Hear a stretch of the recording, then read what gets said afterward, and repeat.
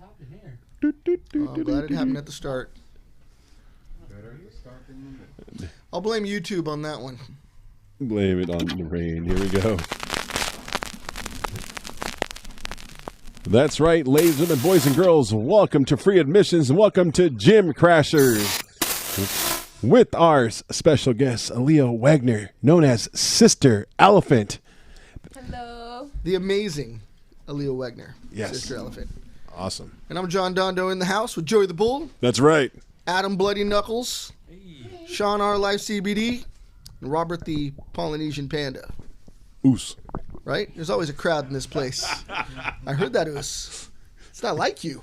Well, you know. I never heard that out of you. Who, me? Yeah. Well, you know, I'm growing up, you know, playing basketball, Miles Square Park back in the day, much of a, you know, Usos, man. I blend in just fine. Got you. Yes, of course. I should have known. Yeah, okay. But yes, Alia's here. And starting off, we had met each other quite a few years back.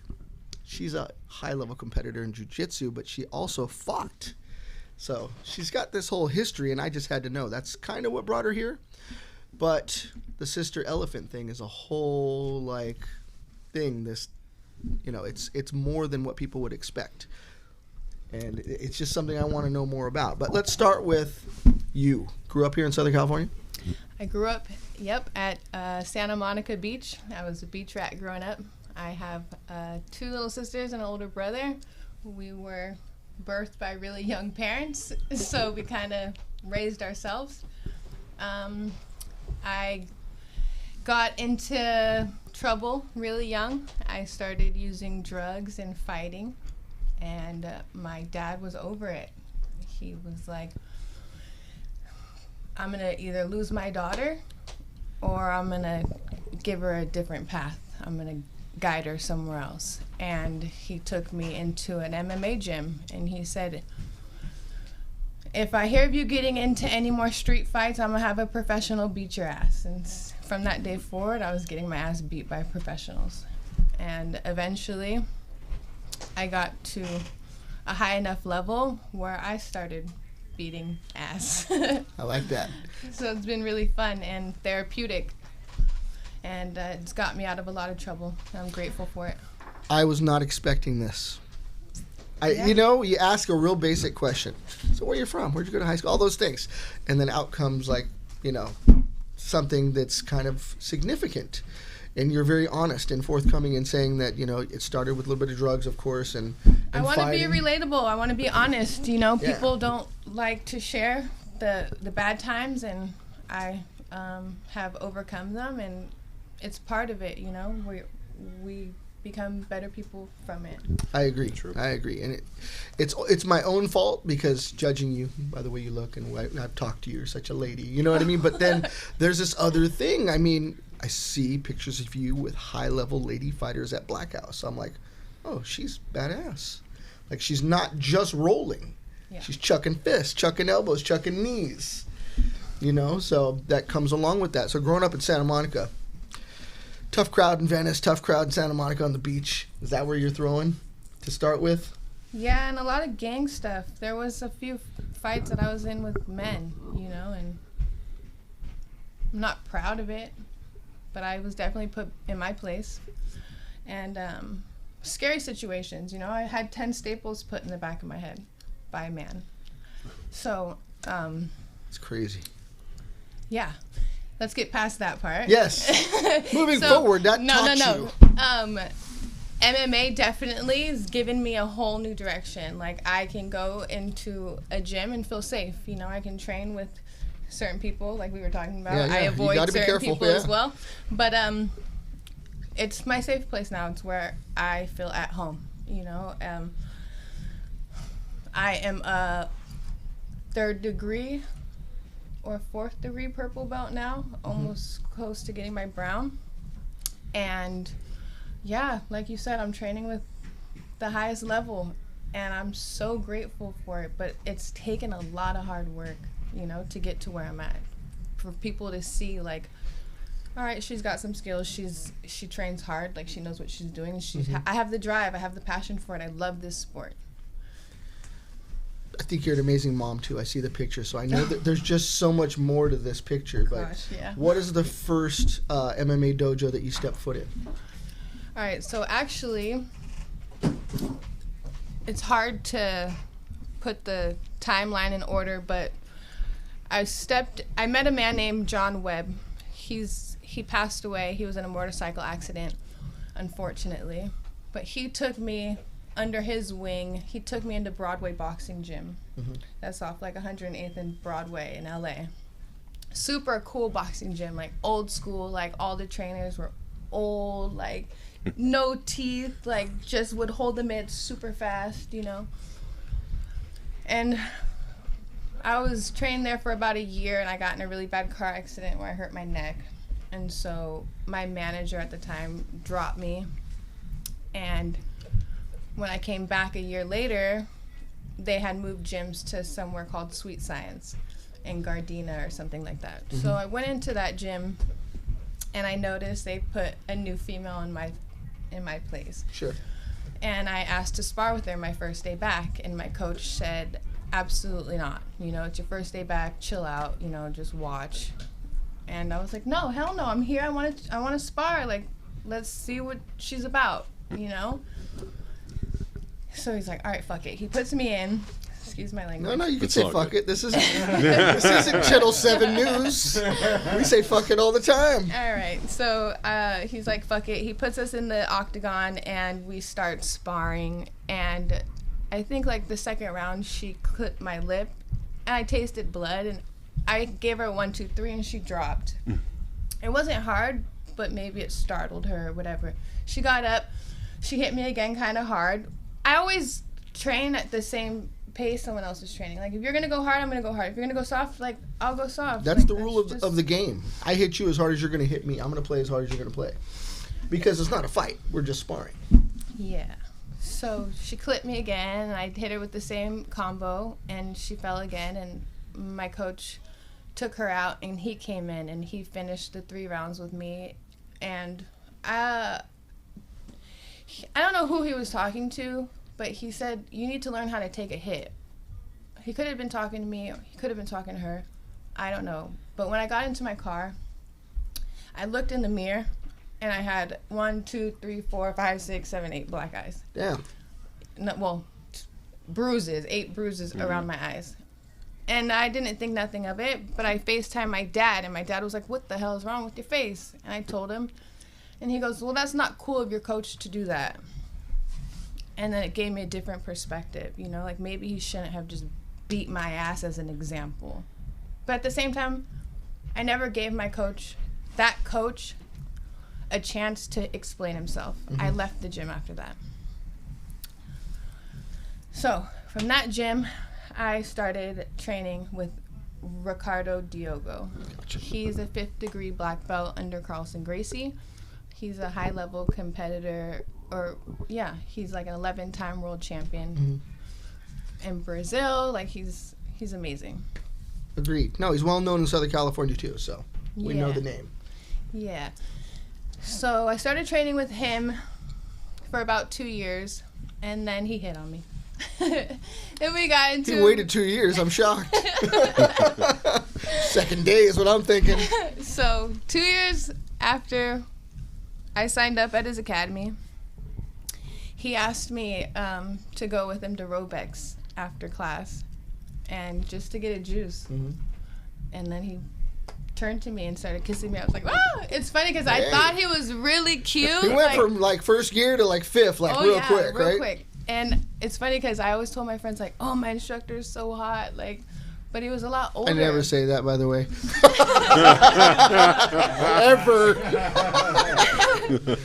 So he was a lot older, so I didn't think I ever had a chance, you know? I was just like, oh, he's hot. And then one day, like, wow, was interested, so I was like, oh, my God. So you want your blue belt?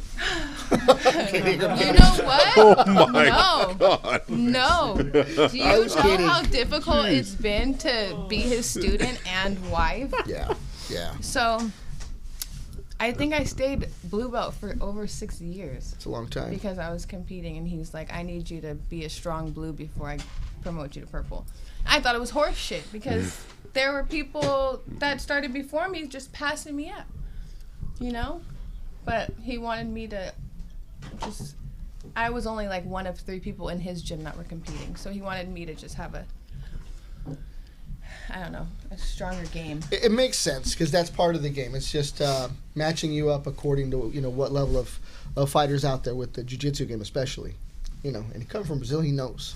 Fuck, So. yeah, and when he was competing, like, I don't know if men say this in their podcast, but like they don't have sex for like a few weeks upcoming. It's a terrible thing. Yes. I don't You think. know what I mean? Is that a thing? It's really? true. It's true. Like boxing, usually they go 6 months, 3 months without nothing. Wow. Yeah. You can't even pull on the. No, you can't. No? Because Yeah. that it releases a lot of the. Remind me, Yeah. remind me not to compete. That's why in stories you always hear boxers after they're done with a fight, they give it hell the next day at strip clubs and they go crazy. Yeah, it'd make you bite Oh. someone's ear off. There you go. Right? I don't blame Tyson at all. I'm going to go tattoo my face. There's been research on it recently that it's not. Oh, sorry. It's not. It doesn't do what it's not. Yeah. No, because you're going to Why? produce more test by using Yeah, your. they say it's the opposite. But Yeah. they said that for You gotta women, use 'em. Wow. it's Use the 'em or lose 'em. opposite. It actually, for them, it actually helps them. Well, story is Ronda Rousey's. She used to tell that story all the time. She wouldn't used to bust one out? have sex like crazy before her fight. Yeah. Oh, Yeah. Not women, yeah. it does. Women have that drive when they're fighters, so. Well, yes. they'd be stretched out, you know. Just Oh, I don't know what he's saying, but he's a sick guy. Sorry.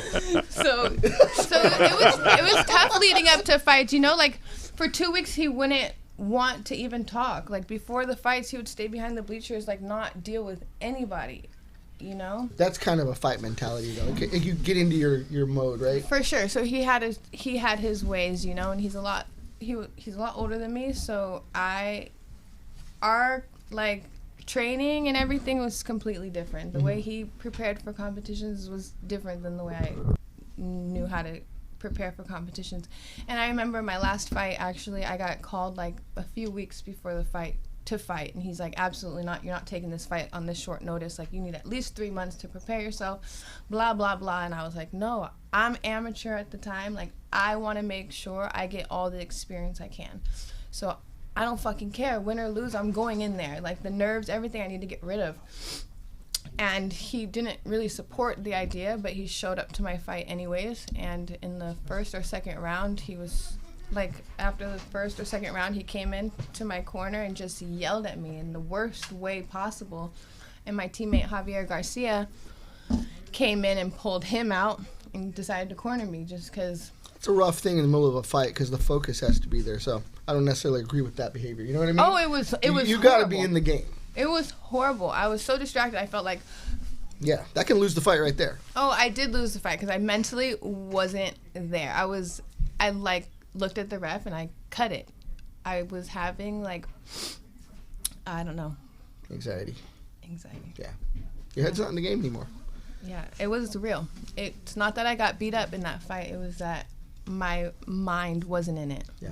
And people don't understand how important that part is. Like, you have to be mentally in a good space before you compete or fight. No, I agree. I think that's one of the components that we're hearing more about now. It isn't just the hard training, the fight camp, the muscle memory, but it is the mental aspect of being present. Absolutely. And then having that voice, because I can hear my instructor. Oh. I'd be down the street and I hear his voice telling me something. You know what I mean? You can't deny it. So whoever that person is for you needs to be 100% in the game with you. Yeah, I'm grateful and I'm lucky enough, blessed enough to have Eric Paulson. So Right? he's there to get every little tweak, like, right when I need it. He fixes it. I'm so grateful for him. I've been training under Eric for about 6 years now. And A Ray- legend yeah, in the game. Eric Paulson, he's the It's man. for real, yeah. Ray had a hard time when I decided to switch, and I didn't really leave Ray's gym to join CSW, but I spent more time at CSW just because the competition level was much higher. You know, there Yeah. was more people. It's a fight gym, dude. There were more people like. Yeah. That were had more skills, honestly, and Ray's gym, was it more jiu-jitsu focused? more traditional Brazilian jiu-jitsu focused. Brazilian jiu-jitsu focused. So I exactly. figured he's more traditional, Yeah, especially coming from the time period of being his age group. For sure. And then at CSW, we have catch wrestling, we have It's Shudo, we have, Yes. you know, just... You got Dan Inosanto teaching the guru stuff. I mean, you guys mix it up. Yes, it's crazy. I do gi, no gi, and Shudo, and then there's, like, wrestling, and, like, it just doesn't stop over there, you know? Yeah. So. Well, you become a fully evolved fighter rather than just a one-trick pony. Yeah, so I went from Ray's gym to R1. R1 is Rico Chaparelli's gym. He's a real famous wrestler. Mm-hmm. Big name in that world. And I was training under him and Victor Henry. Victor Henry now is like a champion in Japan and just fought in Dubai. No, we got friends like that have made big names elsewhere. Can't always do it here. Yeah. Be the best fighter in the world. If they don't pick you up, they don't pick you up, you know? Yeah, so Victor kind of took me under his wing, and Victor was training at CSW at the time with Josh Barnett and Eric Paulson. So he took me over there. So then that's how I got into CSW. And yeah, I joined their fight team, was on the team for about 4 or 5 years. Fought for them twice. Not for them, for me. Yes. Represented the team. Of course. And in that fighting has given me a lot of opportunities, right? So I started traveling. I started competing in a lot of different places. If you want, we can start talking about the foundation stuff, or we can... Hell yeah. No. So it's true, and it's, I kind of was hoping we'd go down that path. So, of course, CSW, Radio Go, big history, R1. It's all great stuff, and we know that you fought, and that's a picture I don't always paint, because we do get a group of people that are just grapplers, and they don't even see the other side. They're just grappling focused, and I get it. Like that is an art in itself, but seldom do I get the fully developed martial artist.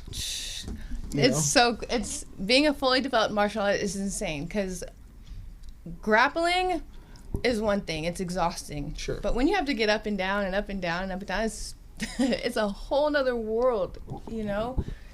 Like, I thought I was in shape on the ground, but then walking into MMA school or doing Muay Thai and grappling. Two different games. It's really exhausting. Yeah. But I was in the best shape of my life. And still, I can still walk around without doing much and be in pretty good shape. That's awesome. So you're able to travel, you're able to see the world in a different way because of fighting. Obviously, coming from a rough patch when you were younger, your dad brings you to an MMA gym. Now you're traveling and seeing different things, and you're with high-level people. This isn't just your neighborhood gym, you know. So there's a certain weight and responsibility that a competitor, fighter would feel with people like Eric Paulson's name attached to you, you know, so there's that pressure too. And then you're growing and evolving and realizing it's not just a smackdown in a parking lot, that you've developed some skill level. So when does that bring you to Thailand?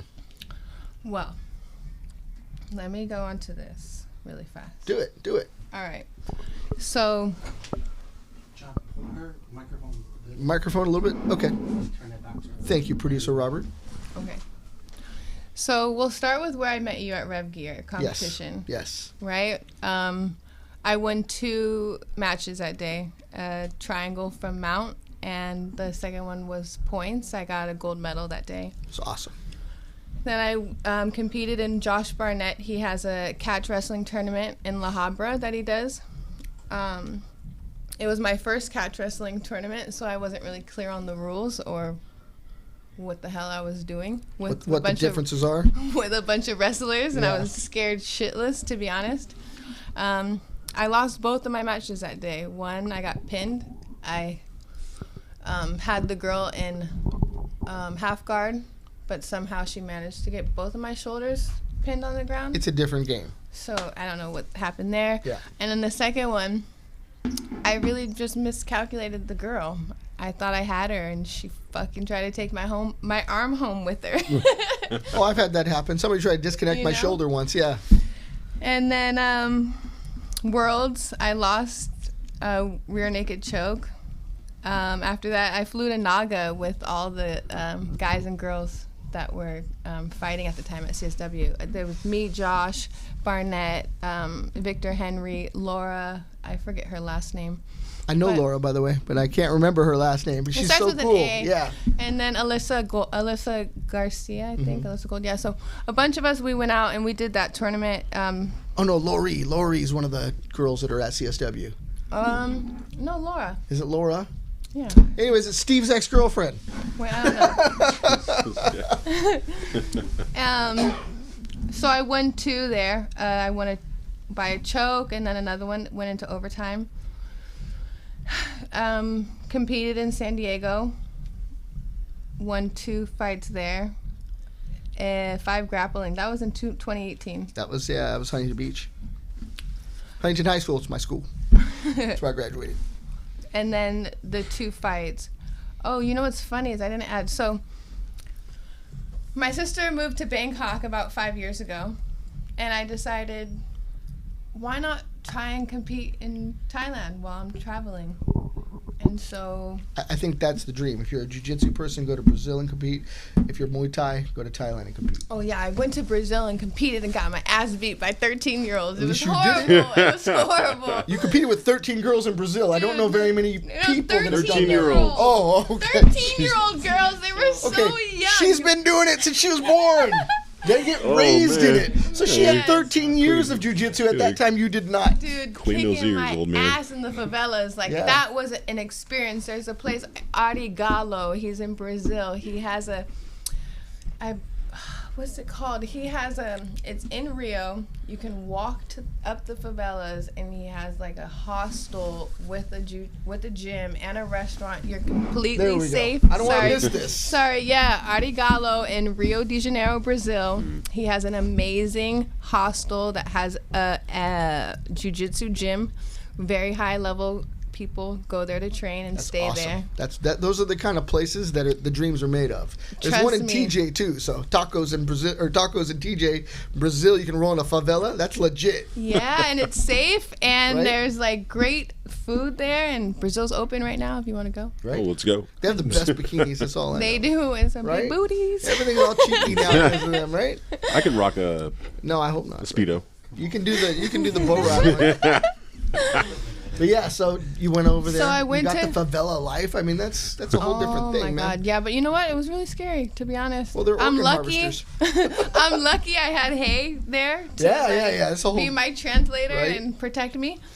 But I'm not sure if I would go back to Brazil alone without someone who spoke the language. 'Cause, Somebody from there. yeah, he always told me to shut up, like don't speak. Like as soon as I open my mouth, they know I'm American and they're gonna take advantage of me. Yeah, So kidnap you. I'm not saying everyone in Brazil is bad, but No, I no, didn't but have the best experience. Unfortunately, Everybody knows, and especially if you're in the favelas, it's a little rough. Hey, no, the you know? favelas was actually much nicer. Like the people were nicer than the rich people that were Really. on the beach. Yeah.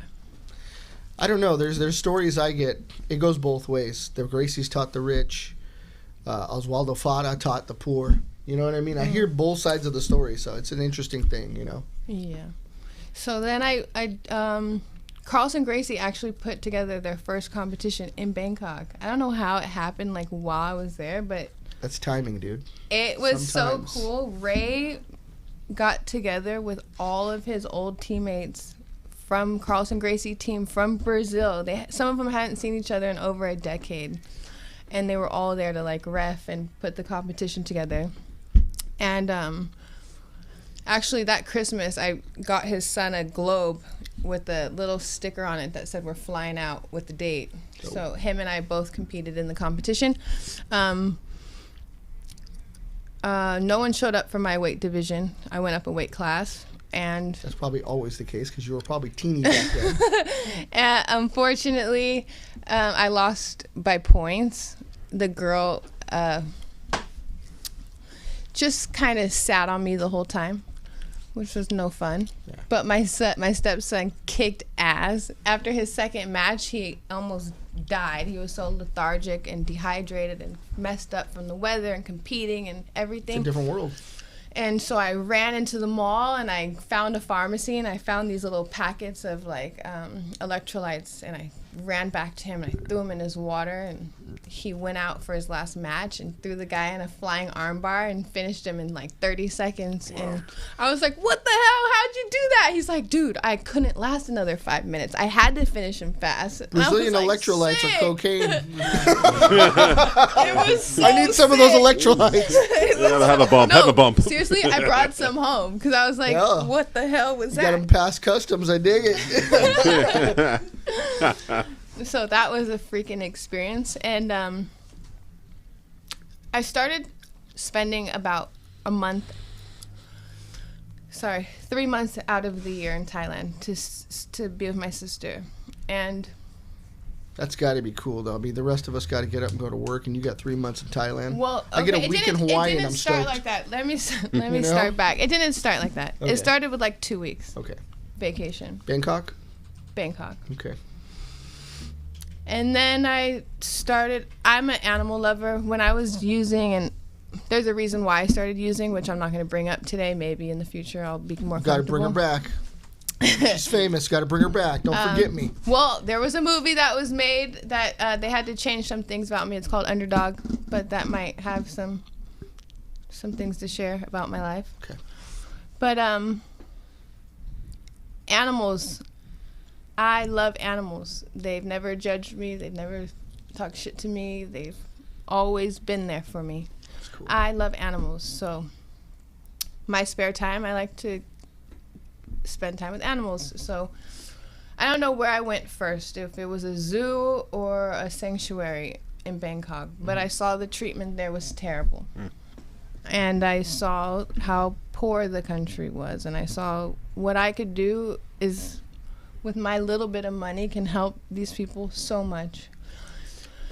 So I got involved and I started volunteering my time at the zoos and at different riding camps where I would learn about how they treated the animals and used the animals for profit, which rough. was really hard Yeah, that's to deal with.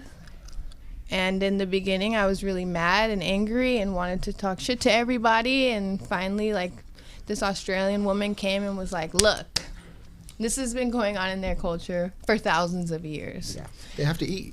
And not every Thai person treats their abuses their elephants, you know? They are given their elephants from like their ancestors. If their grandfather has an elephant, when he passes, it's given to his son. And then when his son, whatever, it's handed down. How long do they live? Like 85 years. So it can get handed down at least 2 generations, if not 3. Yeah. Especially over there, lifespan's probably not what it is here, so maybe 3. Yeah, and sometimes even like if the kid is like going to college, he's not going to deal with it. Like he's going to a different family member. Like they don't just. Got it. But they use them for work, right? So they use them to eat. So they have these elephants out on the street and they're charging people $15-$20 for an hour ride. And sometimes the elephants are hit on the road and just left Traffic to die. is crazy. You know, sometimes they're burned. A lot of times the mahouts, the men that are with them, they carry a hook. The hook is like, they use the hooks in the beginning to train them, but they carry them with them as they grow older to scare them. So the elephants see the hook, they're not gonna like try and wander. They're gonna stay close, right? Also, when you're riding an elephant, you'll see the guy use the hook to direct the elephant in what direction he wants the elephant to go. Or if the elephant wants to eat, grab some food, Sure, while they're walking. yeah, then he'll grab the hook and stick it in his forehead. So when you go to riding camps, you see the elephants with lots of cuts and scars on their foreheads. And what people don't understand is when you go and support a riding camp, yeah, it's on people's bucket lists, but you don't see the backside. Like these elephants are chained up to like 3 or 4 foot long chains for 85 years It's rough. of their life. Some of them don't know what it's like to lay down and go to sleep. You know, some of them only know what corn tastes like or grass tastes like.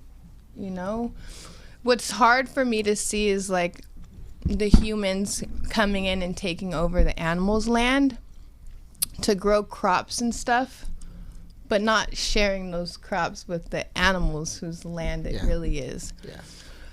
So you witnessed a lot while you were there, and this is heart-wrenching for you because you're an animal lover. yeah, so fighting's given me the opportunity, the platform to raise awareness for these animals. And now when I fight, now when I compete, now when I speak with other people who You're are on traveling, camera right now as Sister Elephant, so you're You know, representing the elephants.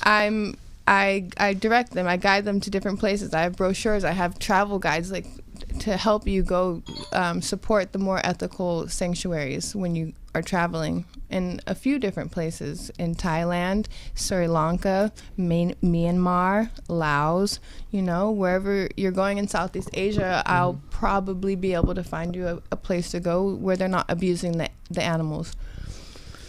It's a tough subject, and not to go off your subject, but we have a really good friend, Adrian Yanez. He's up in Hollister, California. He's a fighter up there, Muay Thai fighter. And he really advocates for the better treatment of young women That's in Laos, amazing. Cambodia. You know what I mean? Wow. Like, Yeah. it's a very similar story, Yeah. but he's like, you don't believe what's happening over there Yeah. with that. Yeah. You know what I mean? So he goes there and tries to save people. He goes into there. I don't know what they call the favelas of those countries, but it's those areas where you're not supposed to go. Mm-hmm. And I know he has some Hispanic background, but he looks like a white guy. So for him to go in there and come out alive is like amazing. Yeah. So I can only imagine what you've went through for, you know, the representation of the elephants, because they don't necessarily want to see Americans telling them how to run anything. So tell me about that, because that's got to be rough. I know you're thick-skinned, but that's rough. Well, you know what? Thai people are probably the nicest people I've ever, like, dealt with. They've taught me so much about, like, just how to be a good person. King and queen literally took all the poor people, took them to an area of Thailand, and it taught them, gave them training on how to, like, collect rainwater for the dry season and how to grow crops. So their poor people now are feeding the country. You know what I mean? Like, you don't see Donald Trump in our freaking... Nobody helps anybody here. It's a shame. Yeah. But over there, like, you're not allowed to talk about the king or queen, good or bad. I don't Here necessarily you- think it's bad. Yeah, it's not bad. No, like, you can't say anything good about the king. You can't say anything bad about... You don't talk about the king. But here, It's all we do. fuck this, fuck that, Yeah. you know? It's crazy. So what I've learned is what the tourist wants, the tourist gets. If the people stop supporting the riding camps, they'll have no problem shutting them down. There's enough people now that have caught on, thank God, because of social media, and they're figuring out, like, the abuse that comes behind all of it. There's more sanctuaries opening up. But until people stop wanting to ride a damn elephant, they're still always going to do it, right? So I've been lucky enough to convince a few elephant owners to retire the elephants and put them into sanctuaries. It's not easy, but it's a financial thing for them, you know? So give them enough money and they'll do it. Everything's money. Everything's money. Over there, more so, because we can make a buck here. We're pretty creative over here. But over there, you got to go out of your way to make a buck. The elephant might be your only income. Yep. There was one elephant that was abused by his owner. He'd, like, just do fireworks near the elephant all the time. And he brought the elephant into a place where they use, they take the DNA to make sure that people aren't stealing them from the wild anymore.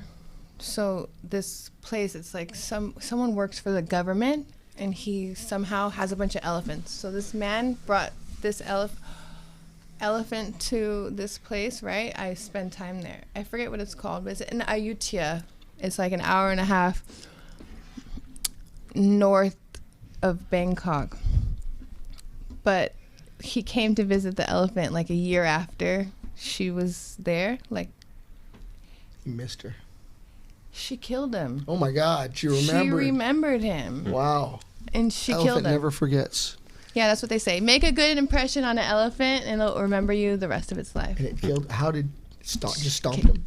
Just ran over him. Yeah. Oh my God. So funny story too. I took a moped like for hours by myself in the rain to find this elephant sanctuary. They literally put a sticker over the riding camp to call it a sanctuary now. That's how awesome. cheap they are. But yeah, Wait, at least got rid of it. No, for sure. Spray painted. Who cares? And this couple comes up on their moped, and it's a really tall white guy with long blonde hair and his girlfriend. And they were kind of hesitant to come up to the elephant. And I was with the elephant all day. Mm-hmm. He pulls up, gets off, comes up to the elephant. She whacked him with her trunk. Oh my God. He flew like 10 feet. Got so scared, got his girlfriend, jumped on the bike, and left. Hell But yeah.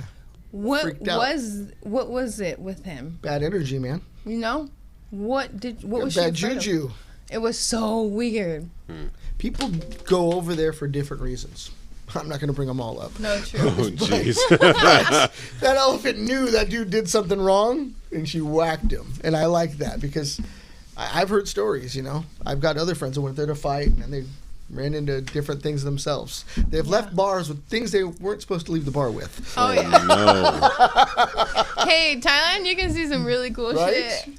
Yeah. Hey, they don't discriminate. I'll tell you that. Everything goes. So Thailand is a cool place to go, I'll tell you that. on a happy note, what's your favorite place? Like Koh Phi Phi? Honestly, I'm not going to share with you my favorite. Well, I'll share it with you privately, you Okay. guys privately, my Okay. favorite place in Okay. Thailand, but I don't want a lot of people to know No, about that's it. honest. I dig that. So yeah, You know? the places I know are touristy places. So Yeah, you probably no. know the stuff. I know the stuffs.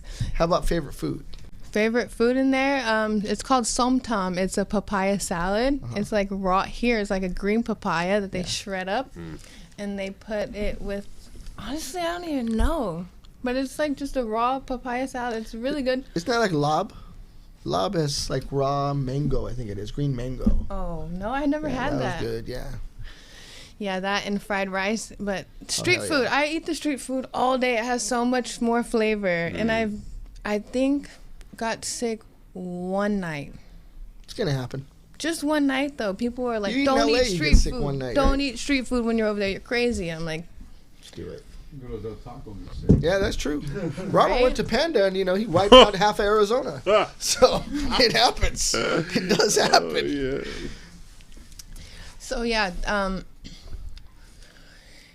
Also at the zoos over there, Yeah. you can walk in and buy a orangutan or a chimpanzee if you want to. Don't tell me that. You know what I'm I a mean? sucker. I've come Oh, home with a don't chimp. do it. It's gonna rip But- off your face. But I feel like, I love it. I love monkeys. as soon as you walk, like gonna as soon as you spank it. pay them Yeah. and then leave, someone's gonna be outside the zoo to say, "Hey, you're not allowed to have that. Give it back." Yeah, you can't get on a plane with it. That's for sure. You know what I mean? Right? It's not So- gonna happen. So, That's pretty wild though. So you can buy just about anything you want because everything goes. well, a lot of people go there for animal parts for medicine. Oh wow. So you'll find like, Is there validity in that? I mean, I'm a voodoo guy. I get it. Like, I've seen some stuff. I go to a naturopath, a holistic doctor, and I do some of that stuff, man. But, like rhino horn for your... I don't know if that works, right? I have no idea. They Cannot. do like alligator gallbladders, and For different so stuff. ivory. Mhm. They think if Super you have expensive. like even a little piece of it at home, it protects your family from having a heart attack or a stroke or anything. Remind me to get some ivory. I'm just going to buy a No. piano. I'm going to buy a piano. It's got all kind of ivory on it. No, I wouldn't do it. But yeah, it's crazy. But how about other countries? Thailand's your focus, but you said Laos, Cambodia. Yeah, I'm Vietnam. trying to get more into Sri Lanka because they Sri need help. Lanka's cool. They need help over there. Yeah. But I need to still focus on Thailand, you know? Yeah. I have the Sister Elephant Foundation, which I created. It is right there. It's a non-profit organization just to give back, to get as many elephants as I can out of those riding camps and into sanctuaries. Hopefully one day I'll have enough money to open my own sanctuary where we can all go observe the elephants I would dig that. in their natural habitat and train. Is that millions or is that hundreds of thousands? No, over there? it's millions. It is. Yeah, the land and everything, like tourism, it's going up. Of course. Maybe not at the moment. They are like that country's blowing up. I course. feel like their money is going to be worth more than ours pretty soon. It hasn't been that long. Thailand was not regarded as the top tourist place for Americans. Europeans knew. Oh yeah. Like in the 90s, they Oh, knew. yeah. They had it, even pre-90s. Oh yeah. But the Thai government actually put into place a campaign globally, worked with other countries such as the United States, and all of a sudden we got Phuket Thai this, we got all these different restaurants that make pad Thai, all these things that became normal. It was 90s though. If you looked in the 80s, it didn't exist. That campaign came about to start that tourism, and the American dollar started going there. And that's when those things blew up.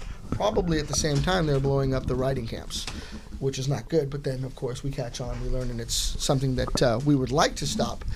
But there's a lot of wonderful things. Obviously, the beaches, food, there's the training, Phuket, if you hell. want to train, go to Phuket. Like, Right. they have an entire block that has MMA school after MMA school, jiu-jitsu, Muay Thai, and you can get the best training.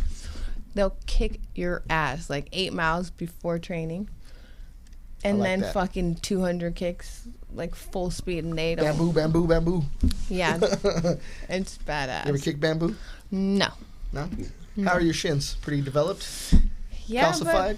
but they're pretty fucked up. Yeah, no, I have a bone that sticks out right there from kicking stuff. Yep. is My funny. hands too. My first fight, I shattered my hand and my bone broke in like 5 places. I had surgery the next day. That's that boxer's break right there is what you're pointing to. But Common. I won the fight. Hell yeah. So you broke it on someone's face. I broke it on her forehead, the 4th punch. 10-ounce gloves? No, those shitty ass camel gloves. I gotta get better ones.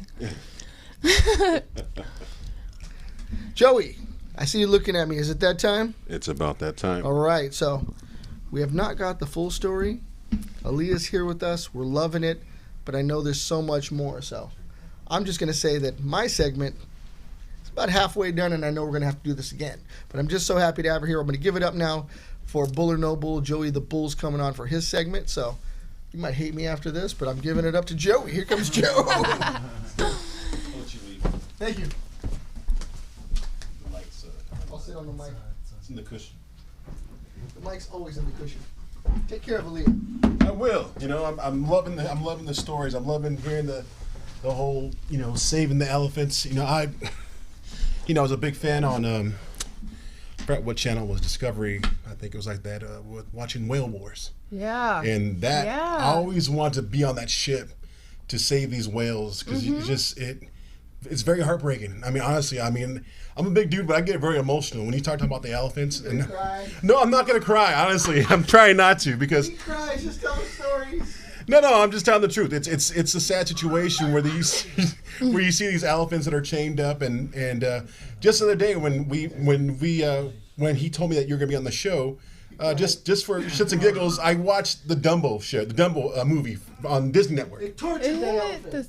so sad? It's so sad, but towards the end, it was a nice message because Dumbo finally saw his mama, and they walked the jungles, and they saw a whole elephant family, and I was just like, oh, I didn't even see the end. oh, I'm sorry. Wait, how did I not see that? Where was that based? What country?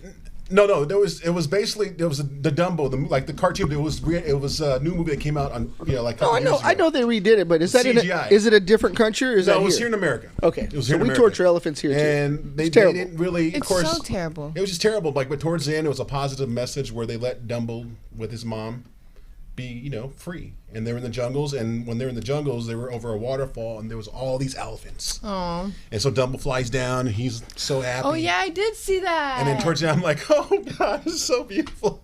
You're right. I'm just, I'm all about, because I do have a couple of rescues at home. I rescue dogs.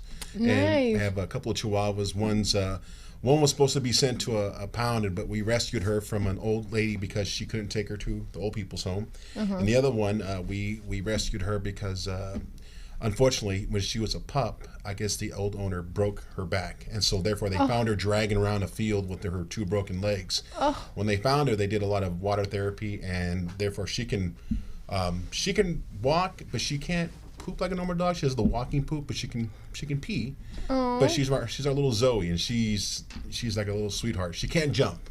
She does the whole it's like a little lowrider car, but she's a sweetheart. So when I hear stories about rescues and everything like that, it's amazing. I'm glad that when you're telling your story, and I did of course research. I'm like, oh, this is awesome about rescuing stuff and rescuing elephants. And me, I love the whole.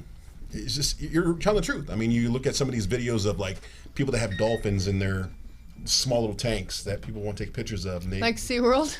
Like SeaWorld. But yeah, no, and I remember as a kid growing up, I lived here in Santa Ana. We had Santa Ana Zoo. We had an elephant ride. Of course, the elephant went in a little circle, and that was it.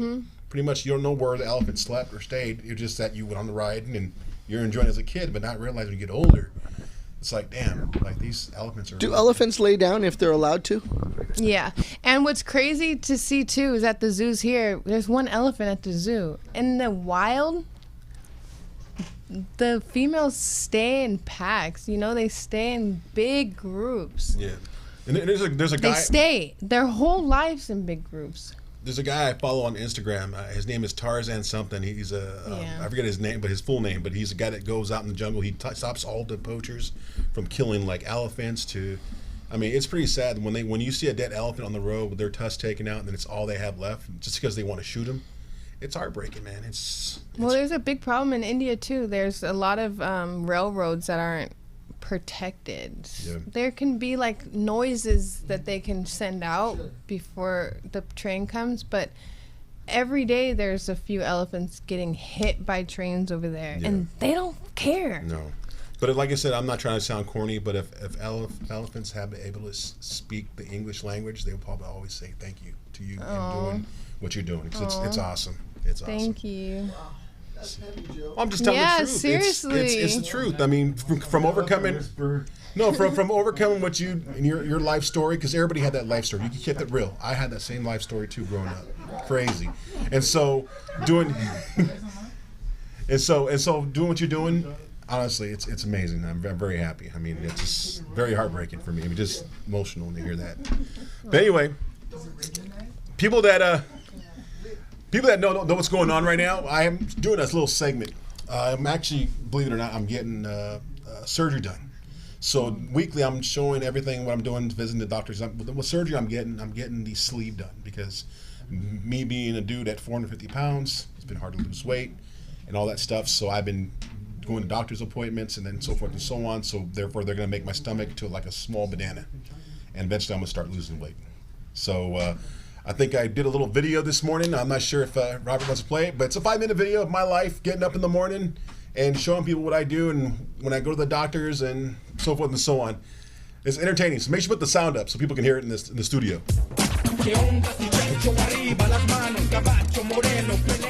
Is the sound up? Guys, so early in the morning. Just get myself ready, wash my face, did my hair, brushed my teeth, did my morning dump. So, oh man. So this is what I'm gonna do. Every week I'm gonna come up with stories about myself, updates on what's happening. So I'm getting, as you know, I'm getting the surgery done for it's called the sleeve surgery, where they make your stomach into like a small banana. So today I gotta go to the doctors, and from there go to work, and then just show you what I go through my day. Oh my God, it stinks in here. I did some damage. I brought the pain in the restroom. Anyway, I'll see you guys. I'll see you guys in a little bit.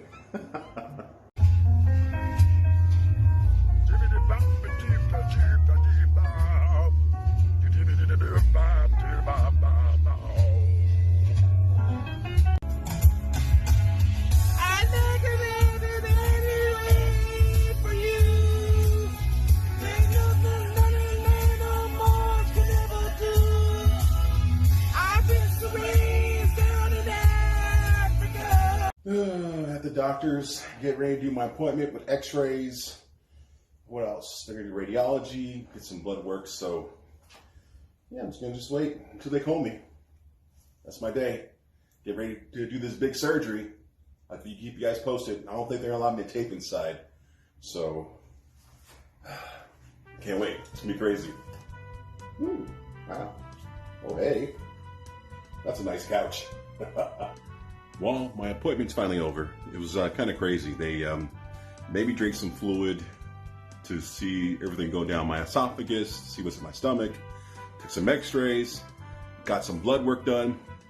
About to leave the office right now. I really couldn't tape inside because I guess it's, against the law or some shit like that. So now it's time for me to head on to work. I'll see y'all in a little bit.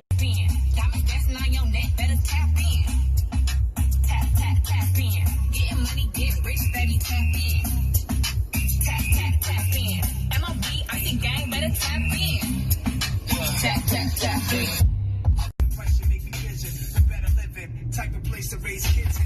Many eyes to the lies, history's so foul, but I was wise in the whole child seeing things. What's up, girl? Yo, what's up, girl? 6 inches on kicks and still Yep, finally made it to work, man. It's a little traffic, but it's all good. I'm here in my office. I'm getting ready to have my breakfast. Look at this stuff.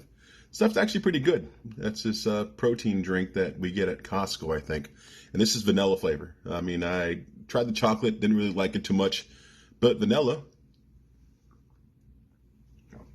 it's tasty. I have 2 of these and plus a meal a day. So basically, I have one for breakfast. Then I have a good, nice, good size lunch. And then for dinner, I have one of these. Because this is like pretty much getting me ready to get the surgery handling. Because I guess once I was told after the surgery, I'll be strictly on liquids for 3 weeks. So I'm at work. As you can see, my computer screen. Look what I have on my screensaver. That motherfucker. I'm telling you, one day, it's like motivation for me when I see his face on my screen. Look at that. We got my look at it. Hey, Joey, how you doing, Joey? One day we can meet. One day we can fight, and I have a fight coming up soon. But one day when we meet together, I'm gonna beat you up because it's ludicrous. It's ludicrous every time you talk about me on your Gym Crasher show. It's ludicrous. Dude, I will knock his ass out. I'm telling you right now. Look at this. Bah! Right there. That's all I have to say. Bah! Right there. Bah! Anyway, I'll catch y'all later. Maybe I'll see you on the road. Maybe you see me anywhere. Hit me once. When you come by, just say what's up, Hit me up on my Facebook, Instagram, social medias. Hit me up and talk to me. It'd be great. Anyway, kind of mumbling right now because I'm trying to keep it quiet. I know I'm kind of starting a little bit because I'm at work, trying to keep everything low pro. Anyway, you have a good one. Joey the Bull signing out.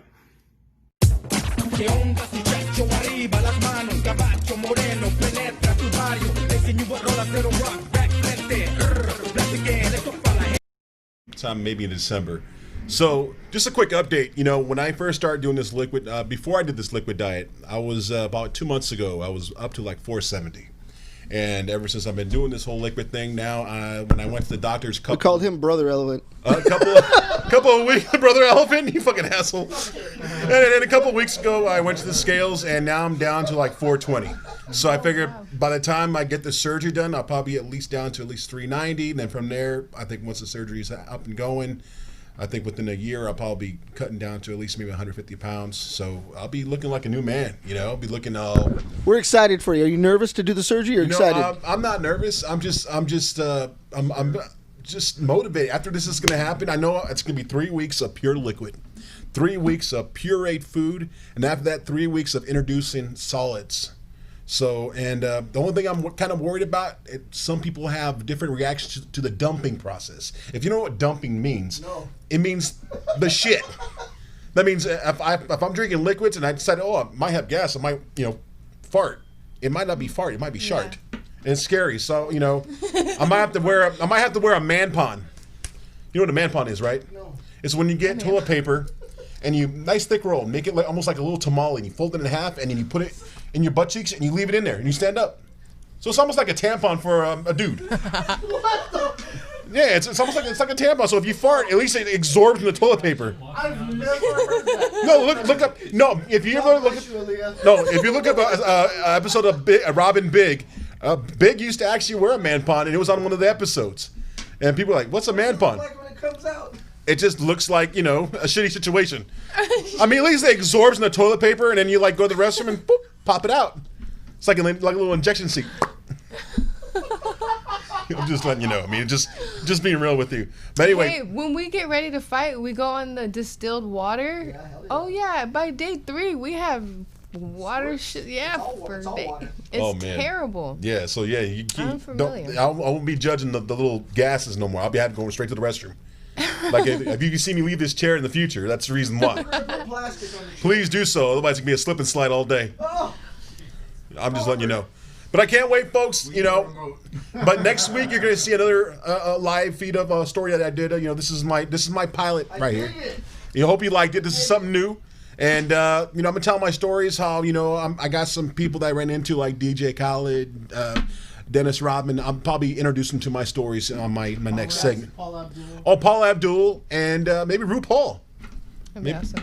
It's gonna be awesome stories Does that and. mean are you Paul? Because he looks like a Paul. Well, like I said, about 5 Halloweens ago, I actually dressed up in drag, and I was a sexy bitch.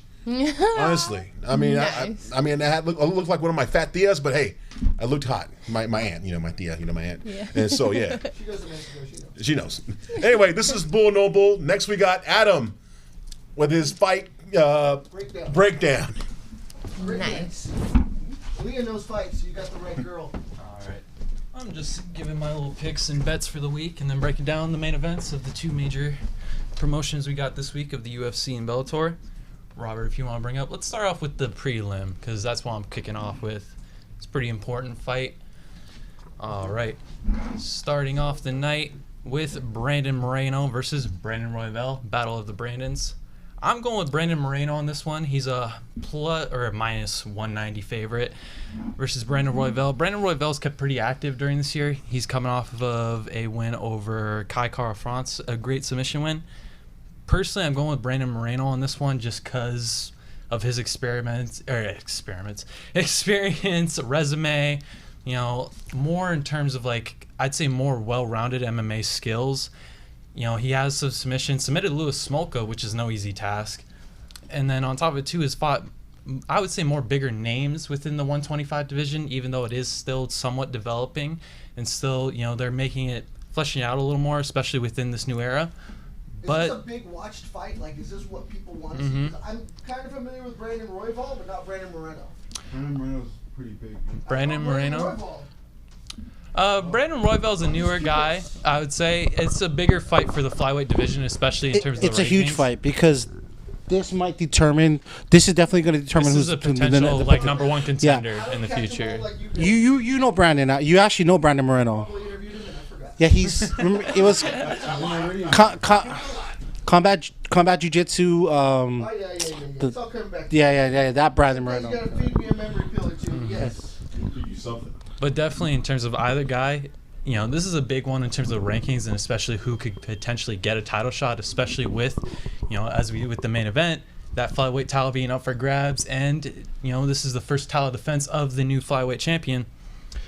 So I'm going to go with Brandon Moreno on this one, just due to, like I said, that experience. And there's a reason why he's a 190 favorite, which, again, is because the guy can take a pretty great shot and also has pretty great stand-up skills. More of, I would say more of a traditional boxer with some kickboxing style range.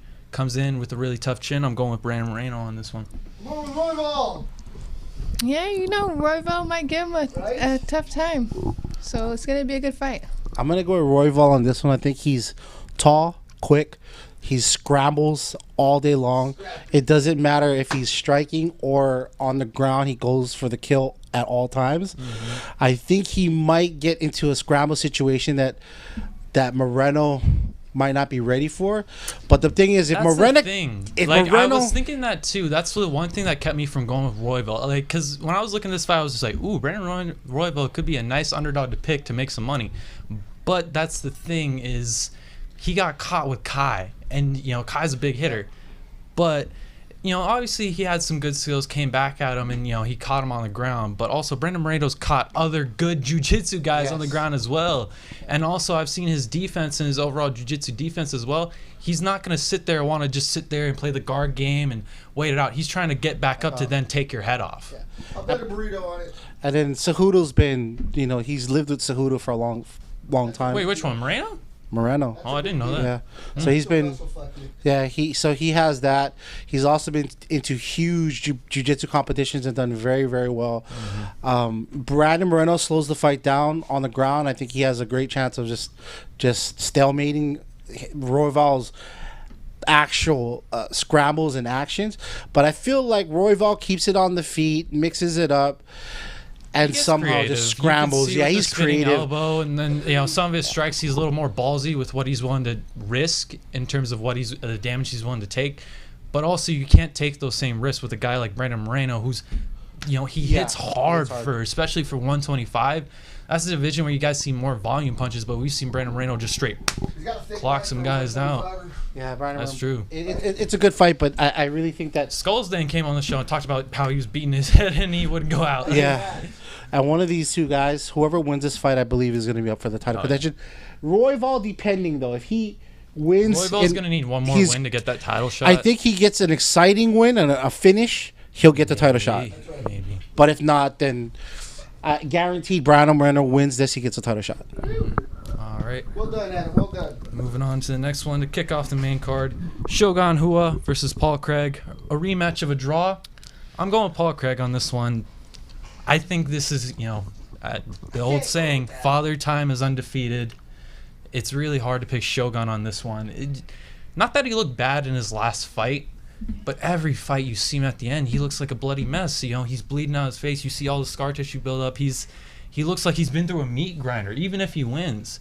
And you're doing that against a guy who's still developing, whose BJJ skills are getting a lot better, who's catching really good dudes, whose overall MMA striking skills are getting even better.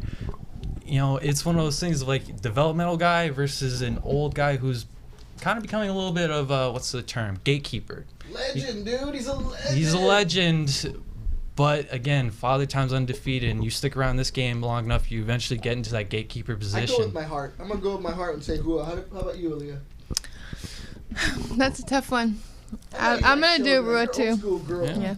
And it's actually, the betting line is not it's pretty close with Shogun Rua coming in at a plus 145 underdog and Paul Craig only at a minus 175 favorite. It's not that it's not gonna be a close fight. It's that I'm again more secure within taking the guy who's still developing and who still hasn't reached his ceiling. I'm going with the guy who rocks the volley tudos. I'm going to agree with you, Adam. I think Father Time. Yeah, it's hard. And I love Shogun. He's 38 years old.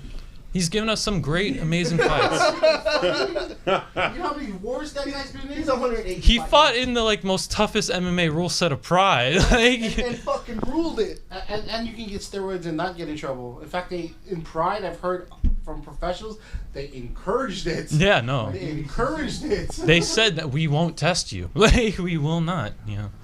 But going with the guy who's still developing on the up and up, I'm going with Paul Craig on this one.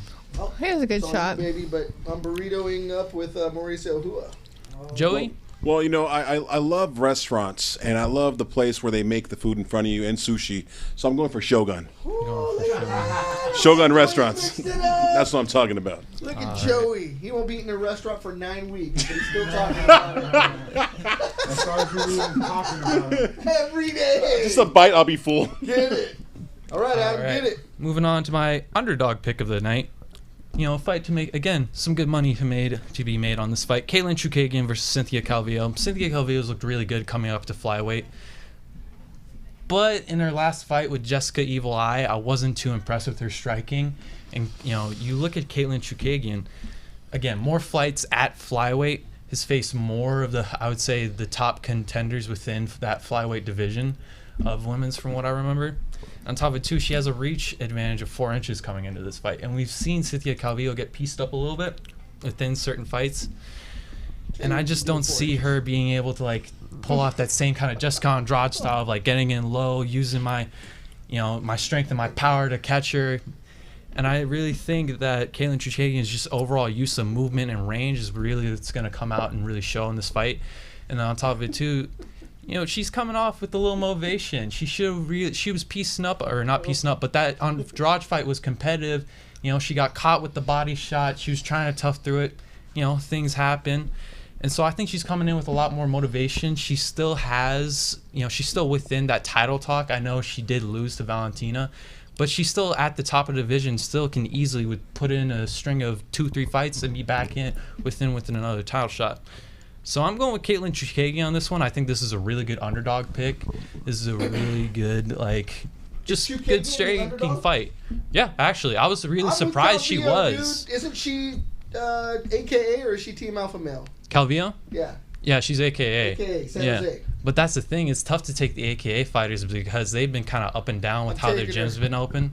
I've been watching her. That's what I'm concerned about. Yeah. How their fight camps looked. Some people, I believe from what I've heard, they've allowed certain fighters, like obviously they had to have Khabib over there. They allowed certain people to train kind of alone, and they kind of had the gym just kind of reserved for certain fighters. Yeah, but I don't know if Cynthia Calvillo's on that list is the problem, which is why I'm not too confident and why I think it's kind of crazy the fact that she is favorited by so much, because she's coming in at a minus 250 to a plus 195 underdog, but the plus 189 underdog was just in a title fight like 2-3 fights ago.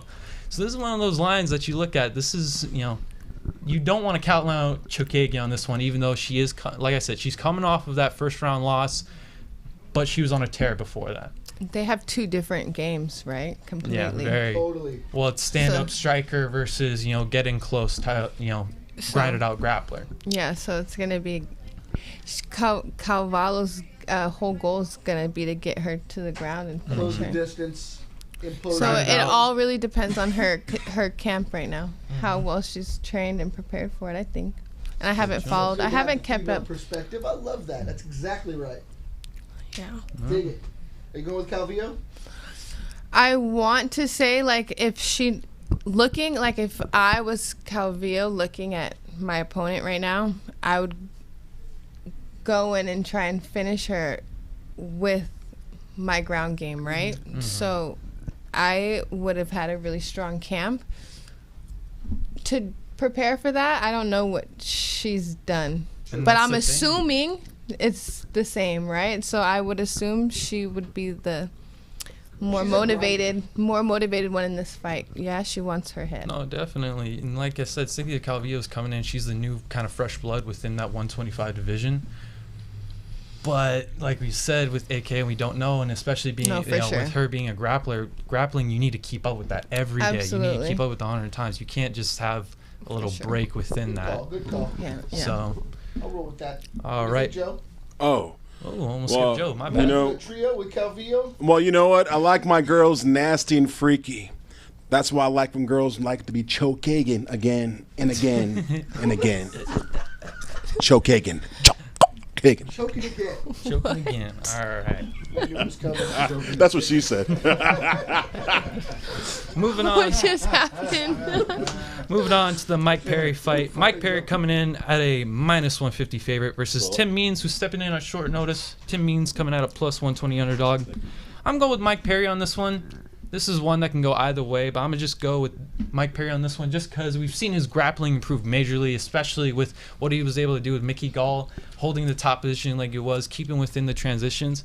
And top of it, too, Tim Means is stepping in on short notice, which is, you know, something that Tim Means didn't look bad in his last fight, but he didn't look, you know, the greatest. You know, we've seen Tim Means look.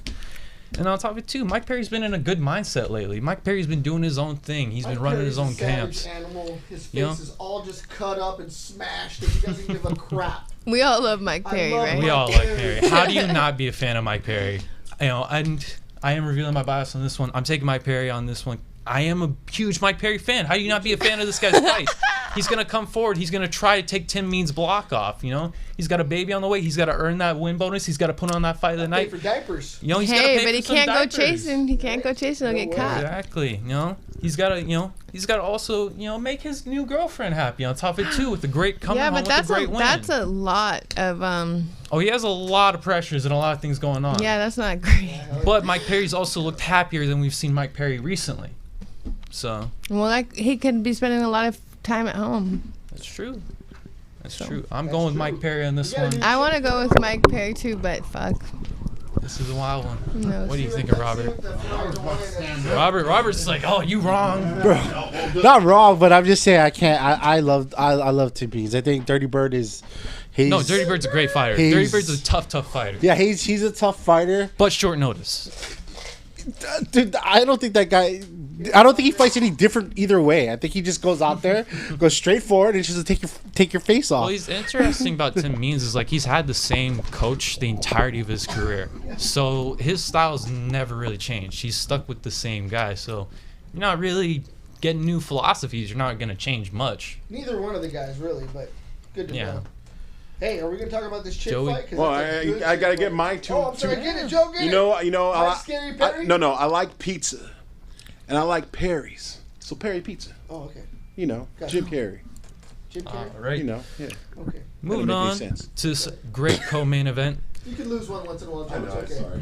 It's okay, baby. You know, not much. Honestly, I really don't have much to say. I'm taking Valentina on this one. I don't think Jennifer Maia has enough overall How about this? I got a question for you. game. Am I wrong in thinking there's two Shevchenkos, the sisters are fighting on the same UFC card? What are you thinking? Antonia's What do you mean? on this card. Yeah, She's on she the is. prelim. She's on the prelim. Well, then I gotta go with Valentina and her sister, because Yeah. that's cool. Yeah, You fight on a badass. card with your sister. That'd Come be on. sick. They're Well, gonna also- smother the shit out of the other girls. Yeah, Yeah, and they also are. on top of it too, it's like Valentina. I have yet to see at 125 her make a mistake in any fight. Like again, going back to the Kaylin Chukagian fight, I literally watched her spinning wheel kick Vaseline off of Kaylin Chukagian's nose. I've think never we're seen that someone that accurate with any spin kick in my life. Like, Hey, main card is a killer, but let's go around the room. Valentina, what do you got, Joe? Oh, I love my. You love to shove your Chenko? I shove my Chenko, Russian mail order brides. Let's go for it. That was bad. I hope she doesn't hear this. That was bad. That was bad. what are you thinking? I think Valentina for Oh, sure. Valentina. See? And her sister. Yeah. Yeah, I gotta go with Valentina. I don't. Yeah. Is There's- Jennifer Maia related to Damian Maia? No, she's No, not. no, I thought the same thing. No, A whole yeah, different Maia? both Brazilian, both both jiu-jitsu styles, but unless Jennifer Maia gets lucky or somehow makes it a grinding fight against the cage, it's Valentina all day. All right. Next one's the legendary fight. All right, this is the one I really want to get into. Davison Figueiredo versus Alex Perez. Davison Figueiredo coming in at a -310 favorite. Alex Perez, a plus 240 underdog. I'm going to actually take Alex Perez on this fight due to just certain factors. due to certain factors. Oh, they got me messed up now. You doo-doo bird. Gotcha. I'm taking Alex Doodoo. And but Davison Figueiredo style, he's a big counter puncher. He likes to leave that lead leg out. He's big for the division. He's trying to knock you out with that one big counter punch style shot. But the thing like we've seen with that Josier Formiga knockout, Alex Perez has some very tough leg kicks and some very, very hard wrestling. Davison isn't afraid to go to his back, and you see him. He's actually caught a lot of wrestlers and a lot of guys who try to shoot in. And you could see with that reach advantage that he has with having those long arms at 125, he just shoots that guillotine right under. And you've seen him catch a lot of guys by just shooting under, holding it. And, guys don't know what to do because they're just not expecting this dude with basically octopus arms, just holding him and strangling him silly. Meanwhile, this guy will also, at the same time, who's not afraid of going on his back, will somehow then get up and then has this power to still knock you out late into the round. But I think Alex Perez has the better wrestling on this one. You could see it he holds a lot of heavy top pressure. He does that kind of like, I don't know if this is the exact term for it, but that kind of like Dagestani handcuff where you kind of like hold where you kind of hold your arm in and you can't really go around, and he'll like basically plant his shoulder on top of you, and then every time you finally get that hand free, he's loading down with those ground and pound. He's loading down with elbows, ground and pound. So I think if this fight goes all 5 rounds, it's going to be Alex Perez's fight, and I think he's going to grind it out, and I think you're going to see a lot of Alex's wrestling used within this fight, and I think he's going to try and just basically ground and pound to a 5-round decision, or potentially get that leg kick knockout and try to switch it up from, with those leg kicks to get that potentially a knockout with Davison, with him kind of getting a little lazy. We've seen Davison, and you've seen him catch guys where he'll use his head movements where he kind of bobs and weaves like this to kind of bait people in. Then he slips, and then he's hitting you with strikes because he has that range to be able to slip, hit you using that range and counterpunch you. And on top of it, being able to use the power that he brings in within 125. But I don't think you're going to be able to pull those kind of tricks on a guy like Alex Perez, coming from a really well-accomplished, not just team in general, but, teams with striking, Team Oyama. Yeah. So I'm going with Alex Perez on this one. He's a good underdog. He's a really good chance of winning. And also a friend of the show, I believe. So I'm going Alex Perez. Same. All right. Joey. When I first met Alex, he didn't like to be called dog, and I did call him dog in front of his face, and he didn't punch me. So I'm going for Alex Perez all the way. It's very nice. It's a big fight. This is a career step towards the title. So Alex Perez, we title love shot. him. Yeah.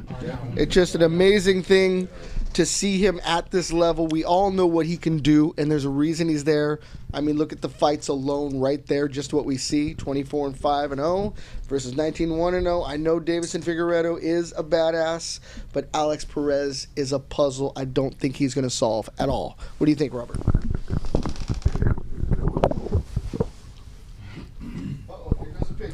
So, Robert took that picture. so yeah, I'm going with Alex Perez. Not just because he's a pretty good friend of mine, but I think the leg kicks and the boxing style. Alex's Muay Thai versus Figueiredo's boxing style. Right? Yeah. I feel like if he can get his leg kicks going and stay on the outside, he's gonna have a really good chance of messing up with his with the boxing timing, right? And I don't see Alex chasing him. Davison, the way he's successful within striking is he gets the people like to chase, to kind of get you that counter punch, that head movement style. He's trying to get you to move forward so he can catch you, being lazy, or you're trying to take his head off and you just boom. But I don't see Alex doing that. I haven't seen him doing that in a lot of fights. Yeah, and another thing with Alex is I personally know what his fitness camp is like. I know what his training regimens are like. They're insane. He's at Corey Beasley Fight Camp Conditioning. That dude has him moving like 500-pound, like filled sand jar things that they're just. The thing from the freeway, isn't it? I don't know. No, it's these barrels that they have. Barrel from the freeway. And they have this thing called the Versa pulleys that have like centrifugal forces that they use to like pull and tug at stuff that pulls back, and he's on some scientific shit. Like Corey Beasley's pretty dope, and I think he's gonna be able to maintain that 4th and 5th round a lot better than. That's the thing. That's what it Davison is. has to cut a lot to get down to 125. So him going all 5, I just don't see it looking well. All right. Oh, yeah, folks. Hey, make sure you like and subscribe to us on Gym Crashers Free Admissions. We'd like to give thanks to all of our sponsors, from Our Life CBD to Always Ready Meals. Adam. Oh, find me on Instagram, adam.araby, in the Fight Life Connoisseurs YouTube channel and Instagram. And you got any sponsors you got to give a shout out to? Yes. My father sponsors me. He owns Santa Monica Electric Company. I'm sponsored by 2 different elephant sanctuaries.